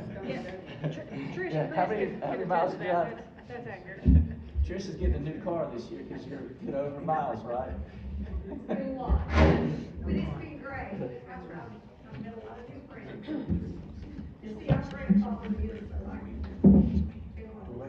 You go with Chris next year, then you'll help out States We've Patrol. already got the whole group.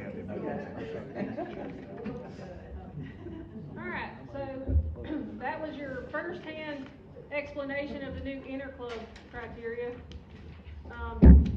In a nutshell, just to sum up what David said in that, there are two different things going on with interclub this year. One being the patches for the top 10 in the 3 categories, and then that challenge. So there's two different things there. Read this, look at this, submit this, and that'll be it. If you have questions or anything, feel free to reach out to me. I will ask someone the answer, because I promise I don't know it right now, because that was a lot of intake. In that back. Let's see. All right, moving on to service leadership programs, better known as SLPs. Does every club here have an SLP? You do not. Oh my, I thought no. Okay. So, Key Club is your high school. Circle K, or now they're going by CKI, because everybody thought they were a gas station. They are your college group. Builders Club is your middle school. K Kids is the club in your elementary, and then there's 2 programs, Terrific Kids and Bug, that you can also implement, and the Action Club for adults with disabilities. I highly encourage your club to try to identify a need in your community and start an SLP if you don't have one. There's a lot of goodwill with having an SLP and starting those programs in your area.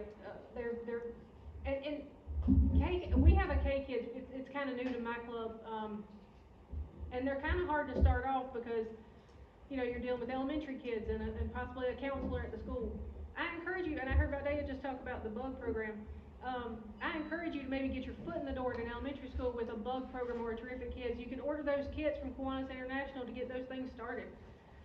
It's a great way to get into the schools without starting a whole club. So I encourage that. Who recently has been through the implementation of the KPIs that I might? That's one thing that we're trying to do. I've got some information on that to get to you. Okay, I'll bring good. it. That's something that we've been kind of waiting for. We have a really good relationship with the school system and with everyone. Douglas, didn't you have a K Kids or We did. it folded? A lot of times when they change administrations. But Miss Sandra can probably tell you something about how to get one started, because y'all had a really good one for quite a while there. So maybe I know Tricia's got some information, and then maybe Miss Sandra here and Douglas. Is the Bug and Terrific Kids considered an SLP? It is considered an SLP, Okay. even though it's not a full club. It is a program in the school. Yes, it counts. And I don't, without flipping back to pages, I believe it is listed. Yes. So, yes, they are considered SLPs. Great. Here is your Georgia District calendar for the year. I won't read through every single one of those. It's in there for you. Just a couple of things to note, and I did want to ask, not put David on the spot. I see it says division rallies. You've got November and January through March. Yes.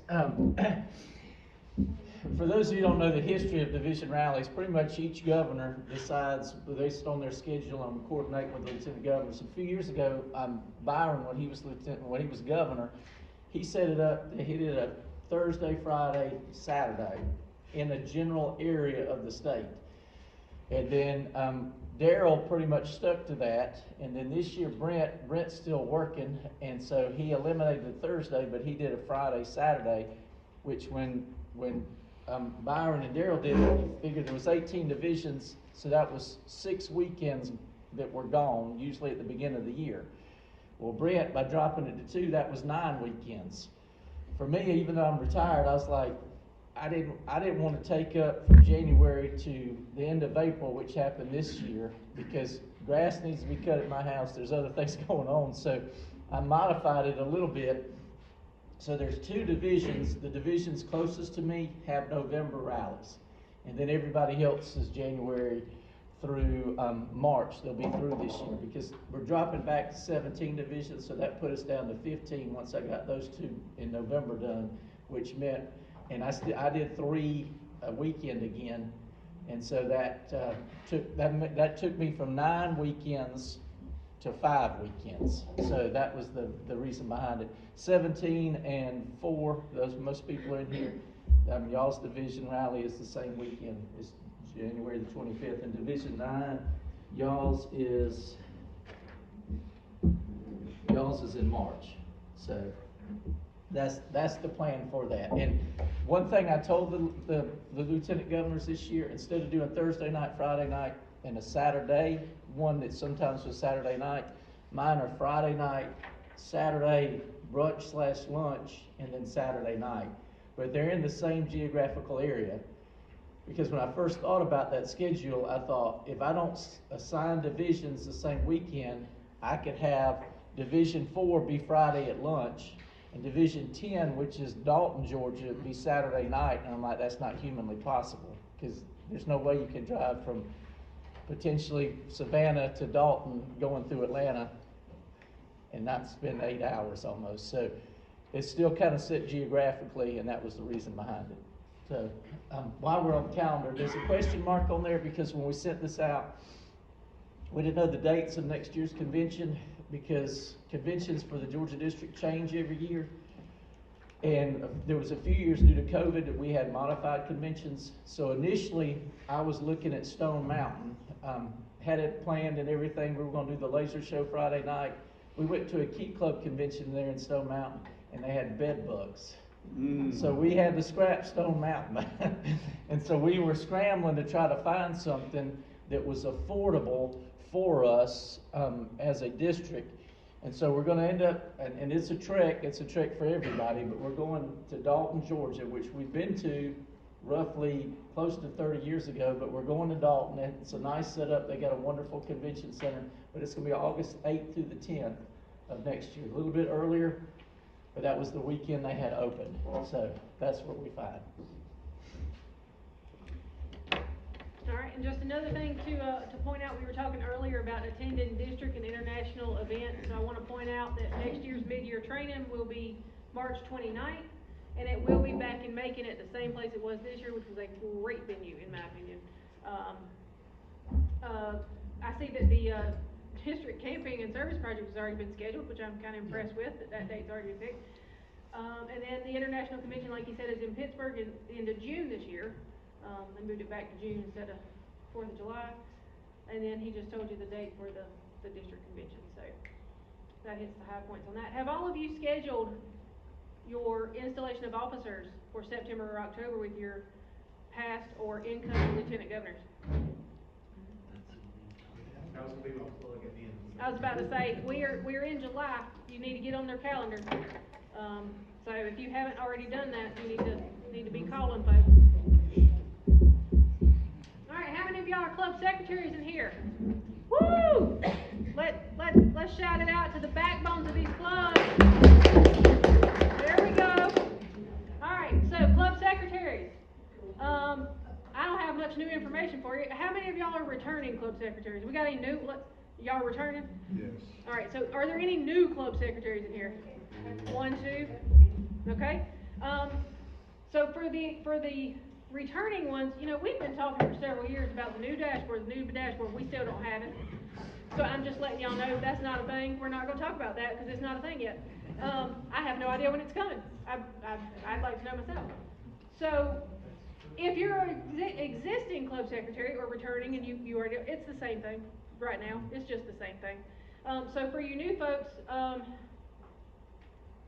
and this is a little bit of a caveat. If you're brand new and you've never been a secretary before, and I know, Rosie, you have a little bit of a head of the game because you're finishing up the year and you're going to be next year.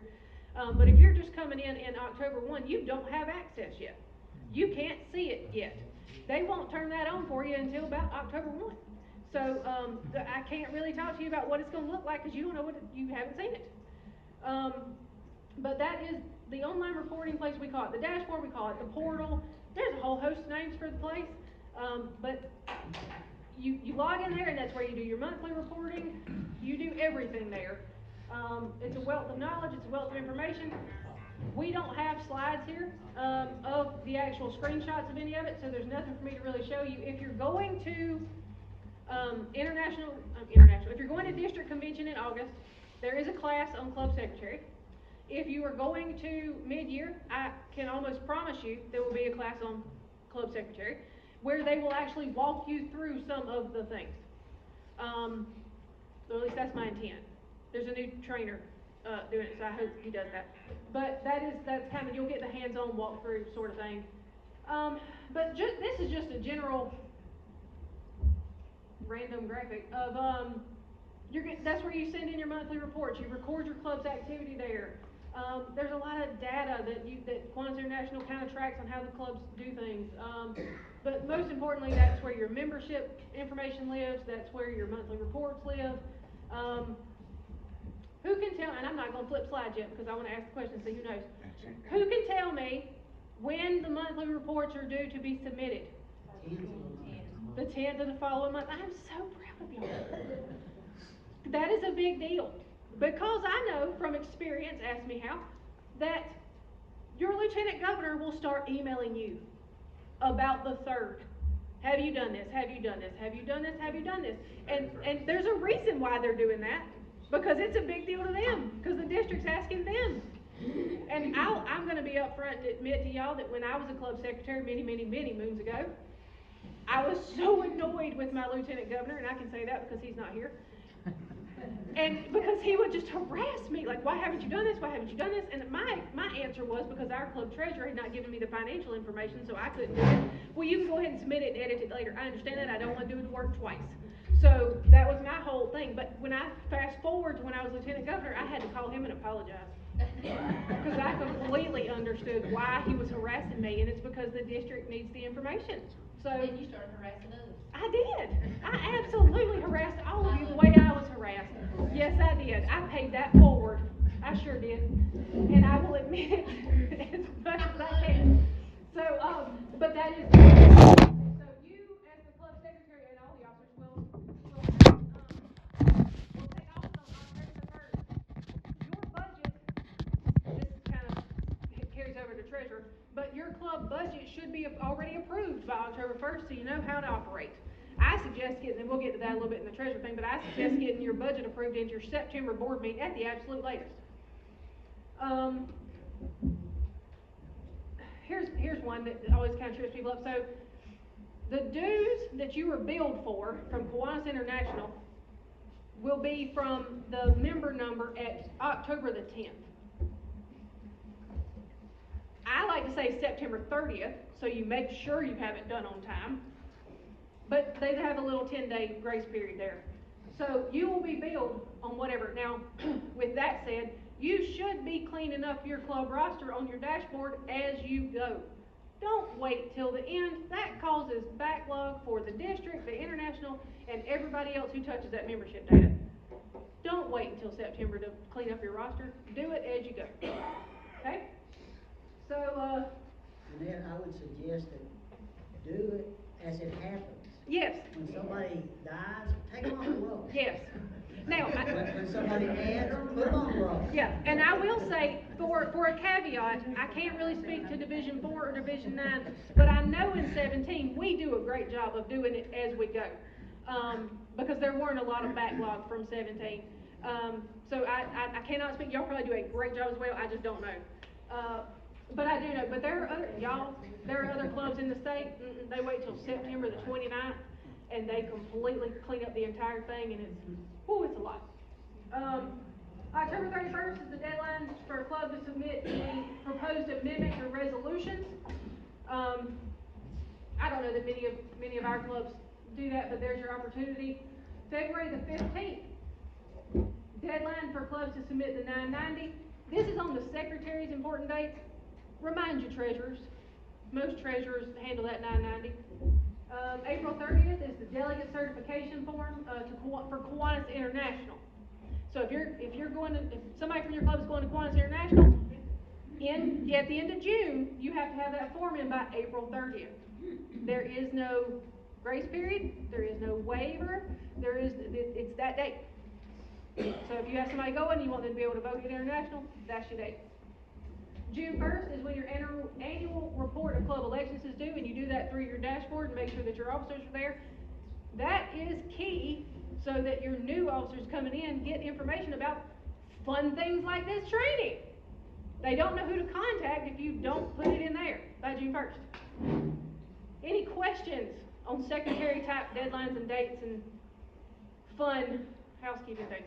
Now, I understand particularly if there's new ones, you can submit the report incomplete, but say it's submitted by the 9th or the 10th, and then come back in and make amendments to it if you are waiting on information. You can, absolutely can. So you get the credit, you don't wait till that last bit of information and not give up your distinguished status. Right, but do not forget to go back if you need to add something. And I was always afraid I was gonna forget. And if someone does pass away, we should send that information to Alexia. Yes. Correct? Because there is a memoriam service Yes. on Sunday morning at the district convention that's really, really special, and they go through all the people from all the divisions that used to service Kiwanis. Yep, that is accurate. Yes, Byron? I just want to say one thing to the secretaries. Historically, we lose anywhere between 300 and 500 members after June 30th, when the secretaries and the board finally goes in and tries to update their records. Anything that you may think you're going into the next year in a positive frame, but if you drop anybody in the first 10, and it's even longer now, we've got the computers going, but it takes them longer to figure it out. But if you drop anybody from the 1st to the 10th of October, it's going to go back to the previous year. Any adds go on the current year, but drops go on the previous year. So after you can see the dashboard again, you thought you finished past year positive. No, you didn't, because you dropped people in those times. So I reiterate, keep current. And just don't wait till the end. Like if you had somebody in September you needed to handle, go ahead and do it. That's the key to that. All right, we're moving into club. One thing. The election report, just like the monthly report, it does not have to, for those of you that are unfamiliar with the election report, like you're a new secretary, it asks for president, president-elect, secretaries, assistant secretary, treasurer, PR, it gives 2 slots and 2 slots for membership chair. Most clubs, there's always exception, most clubs when they have their election, they're gonna know who their president is, should know president-elect, secretary, and treasurer. But those PR and membership chairpersons, they may not know that on June 1st, because those are usually, a lot of them are appointed by the president. Main thing for that report, president and secretary. You get those 2 positions submitted by June 1st, then you can check the box. Now go back once the other ones are filled and fill them in. But you don't worry about, well, we don't have the membership chair yet, so I can't fill the form out. No. As long as you have president and secretary, you can proceed. All right. Moving on into club treasurer now. Yep, dues went up. It was voted in July at the international convention. So now the international dues are $77. That's what changed. That's where the $25 added is. And then liability is $17. Directors and officers is $5. Magazine is $8. And Georgia District stayed the same at $30. So the total is going to be $137 annually. And yes, you will be billed that new amount in November, based on your October 10 membership number. So that is coming forward. Plan accordingly. Like you're going to owe $137 per member in November when the bill comes. This was there were trainings before convention, so this slide's just telling you that there was an amendment for the $25 and it did pass. So We got any treasurers in here? Yep, and new ones, 1, 2, 1. Big deal, and I can't stress this enough, is administrative versus service. Because you can only spend these things on certain things. So first we'll talk about administrative account. That is basically money from your members for your members, okay? Your dues go in there, your membership fees, your meals, any assessments. I don't know how many other clubs may have an assessment of sorts. We do one at Christmas time with our December dues. Each member pays a little extra, and we give a gift to our caterer. So that's an assessment that we do, just to, help our caterer out. And then types of things you pay out of the administrative would be your dues to international and district, convention fees, any club programming expenses you may have, the magazine subscription, which is a part of the dues, where I call it's all under that dues umbrella that you pay out. The meals, you take the money in there, you pay it out there. If you do a club newsletter, you might have some printing cost or whatnot. And then the liability insurance, which is under that dues umbrella, gets paid out of the administrative usually. The $22 per member for the club contributions, is that come out of administrative accounts? You're talking about the district projects? Yes. That can be serviced because you are contributing, you're donating money. Okay. So your district projects can be serviced, paid out of your service account. They can't. And the administrative account. They can, but I'm just saying they can't, because there's a lot more restrictions on service money. Correct. So I was just making that, yes, you can, Okay. but it can also come out of service because it is a donation. So, moving on to service accounts. So that is money from the public for the public, is how I kind of break it down. Those are the things that when you go out and you fundraise for your club, that money comes in and you're gonna turn around and donate it out towards something. So your fundraisers, it says member-only fundraising projects. I never have got a real clear understanding of what they intended with that, the wording. What is member? 50-50. Oh, the 50-50. Or the cake rifle like we have. Right. Just kind of. I gotcha. I never could quite get the wording, like what that actually, yes ma'am. Quick question, for the liability insurance, is that per club or is that overall? So. Well, that's included in your dues. Okay, so we don't have to get separate liability insurance. That's up to your club, but there's directors and officers and there's liability that's back on that, see, there's $17 per member that's part of the dues. Thank you. And then types of things you can pay out of your service account are, your club service activities, charitable activities, so donations, sponsorship of your SLPs comes out of your service. Funny thing, you can pay your liability insurance out of your service if you choose as well, because it's covering your members to do things. But that's completely up to you. CLE, district education events, and Kiwanis education conferences can come out of your service. Now that's a lot of your well-established clubs don't see that, and I can understand where if it's member-based, then it needs to be out of admin, and that's your choice. But this is saying that it is allowed to be paid out of service if you choose. Does that include mid-year? Yes. Yeah, Kiwanis Education Conference, that would be mid-year. So, how many of y'all have an annual audit? Yeah, your bigger clubs usually do, and your smaller clubs usually do like a review of sorts, just because of the amount of dollars. Most of our clubs are gonna still file that postcard, that 990 postcard, because you don't have over 50,000 in receipts, so. But it is a requirement to have some sort of audit, completed by an independent or an internal committee. You can do either one, so as formal or as informal. There's a standard form for club bylaws, and then your treasurer will serve on that committee, of course, as part of that. Every club should be incorporated. That's through the Georgia Secretary of State. Has to be renewed annually. I think the notice comes out maybe February to get renewed. So every club here should already be incorporated, and then you just renew it every year. And you can do it for 2 years now. Oh, you can do it for 2 years now. Thank you, Jeanette. I did not know that. Good to know.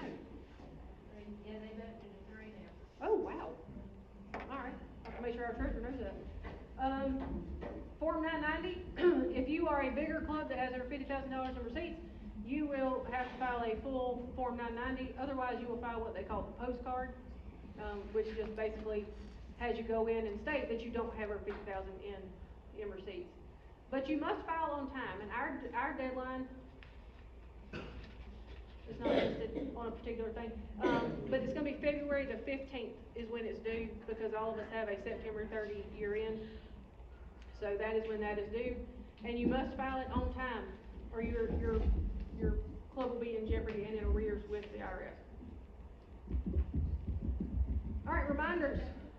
Financials to the board monthly, and I threw it to the board because that's kind of how our club does it. A full treasurer's report is presented to our board, it is approved, and then it's available for the membership if they so choose to look at it. And you report administrative and service separately because they have two separate functions. You reconcile those bank accounts monthly, we all know that. Receipts, reimburse your members if they buy something with a receipt, something to tangible, required invoice or a check request for written checks. Treasurer, you're gonna collect those dues at your meetings, or the cake raffle money, or the 50-50 money, or like you're gonna be that cashier as they're calling it. Provide records for the annual audit, and then you retain records for 7 years, just like a standard IRS type deal.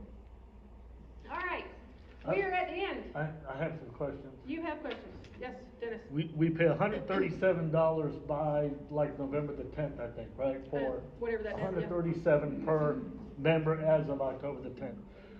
We also will have to pay, we usually pay $5 for lieutenant governor and governor. All right, so that that is a part of the division agreement, which Chris will send out when probably closer to the.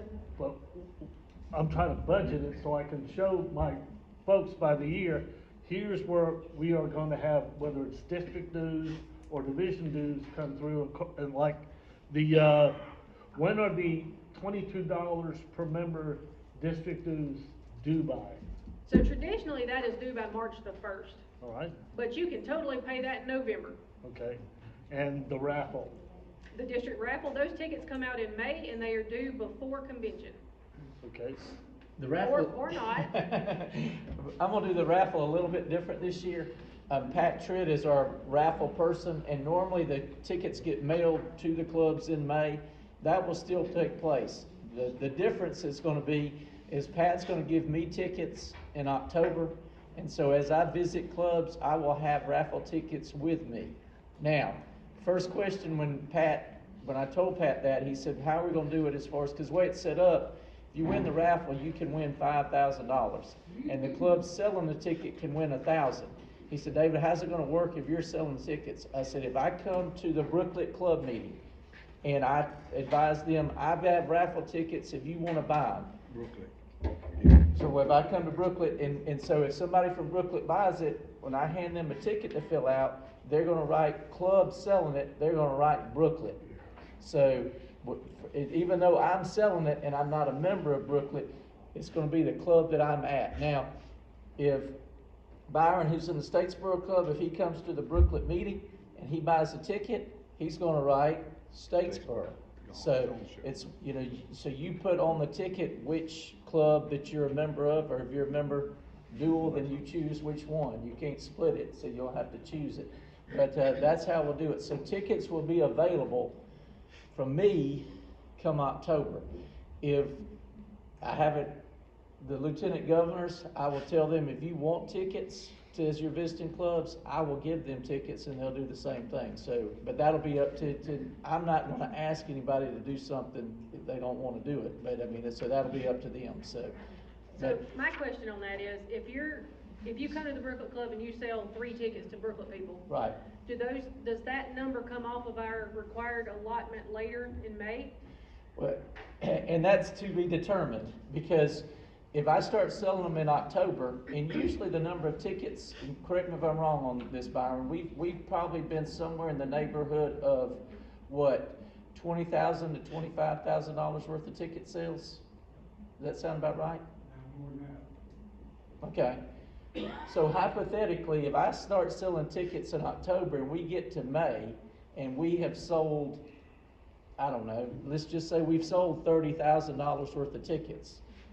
There'll probably be some tickets that will go out, but it may not be what it was, because that's a bunch of tickets already been sold, so that'll fluctuate depending on how ticket sales are So going. whatever is mailed to the secretaries in May is still required for that criteria? No, y'all sell tickets, you sell tickets, Okay, so, because it said allotted tickets or whatever. Right. Okay, I just want to make sure. yeah. Clarifying that. So where or when is the chance sent to Alexia or whoever? Whenever you come to that meeting, are you gonna take I'll take the money and the stub back with me. with you? Okay. And then I'll turn them Yeah, for into the- Alexa, I'm not gonna hold them, I'm gonna turn them in as I get them. Okay. So, Byron? Yes, for all of you who do not know where the proceeds of the district raffle goes, it goes back into the district budget. And because of the raffle, we haven't had a dues increase in over a decade. $30 has been there for a long time.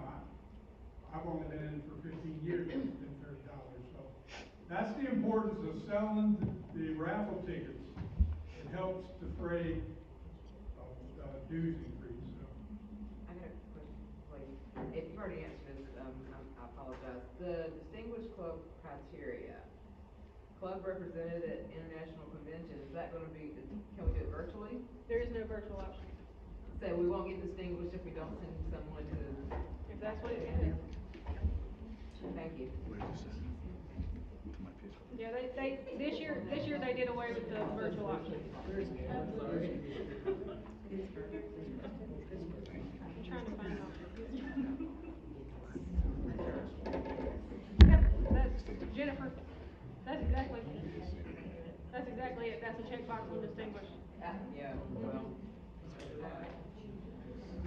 All right, so, to kind of wrap it up here, I added some additional information on this resource slide based on questions I've had in the past. But that's the website to Kiwanis International. Right below that is the portal and the dashboard, which on there is called Kiwanis Connect, so I wanted to make sure I gave you all that terminology. I don't know what it'll be called when they finally change it to something else. But that is the link. Now, it says members.kiwanis.org, which is accurate, but your members all have a place to log in there. If they're getting their background check, they can log in there and initiate that background check. They can also go in there and change their address and their email address, and like they should take some responsibility and log in and for their information. Now, they can't change their member status, your secretary is allowed to do that, but they can change some of their basic stuff there. As far as the Georgia District, Alexa's still our executive director, that's her phone number and that's her email address. She has a wealth of knowledge. I encourage you, if you have questions that we can't answer here, she probably knows. And then the website is there. You'll find some key things there, like the district directory. How many of y'all have logged on and used the district directory in your time? Ooh, that's not near enough people. Y'all, that place has got all the information for everything you will ever want to know. It has the president, the secretary, and the meeting location of all the clubs in the district. It has every chair, it has every officer, it has all the information. Now, it is password protected. I'm gonna give y'all a secret. Do y'all wanna know what the password is to the district directory? Are y'all ready? Okay, so if you're logging in right now today, it's gonna be different than it is October 1, because it changes every year. So, if you go home today and you log into the district directory, it is 2023 little DD 2024. DD, district directory. Okay? Yes, ma'am. 2023 DD, lowercase, 2024. That's if you log in today, or any time between now and September 30th. Y'all wanna know what it's gonna be come October 1? 2024 DD 2025. You got it, woo! Okay, so that's how you get in the district, and I fully encourage y'all to go check that thing out, because if you are traveling to another Kiwanis club in the state of Georgia, you can get on there and you can look up when their meeting is, and you can contact their secretary and you can say, I am heading your way. Are y'all still meeting this day? Great. This is a way for you to network on your own and find some other clubs and whatnot, and we're pretty close down here. If you're heading into Division 4 and you're with Division 17, you wanna know when Richmond Hill is meeting and where, you can reach out to somebody through that district directory. 40 people in it. I have lost y'all. All right. Georgia District Foundation information is also on the Georgia District website. I'm kind of partial to that as well because I'm on the foundation. Ain't none of y'all called to ask how you can have me as a speaker at your meeting, but I'm just saying. Y'all want to know about District Foundation or how you can apply for things? The information is there. We'll be happy to talk to you as well, any member of the foundation will. Also, Past Lieutenant Governors Association. I throw that on there because I'm also a member of that. And there's also a little $200 thing that you can get if you're trying to start an SLP. Just letting y'all know. So get on there, find the information on the Past Lieutenant Governors Association and reach out and possibly get you a little $200 startup for your little SLP that you're trying to do. Not naming any names back, Lee. Okay. So. Who do you send it to? I'm keeping this in. Who you send what to? Because we in You talking another about the Past club. Lieutenant Governor's thing? Yeah, we in another club. It should be on there. Yeah, we both sent. Well, it should be on there, whoever is Yeah, accepting it. I don't, requests and neither one of us got it. well, I don't know if it's going to the secretary.